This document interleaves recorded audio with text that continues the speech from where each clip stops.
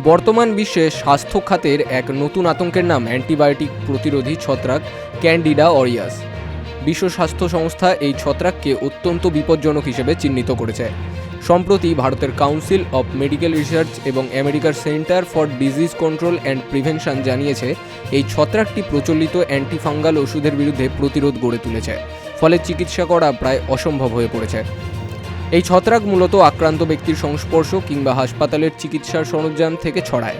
এটি দ্রুত রক্তপ্রবাহে মিশে সারা শরীরে ছড়িয়ে পড়ে এবং শরীরের রোগ প্রতিরোধ ক্ষমতা কম হলে মৃত্যুর ঝুঁকি বাড়িয়ে দেয়।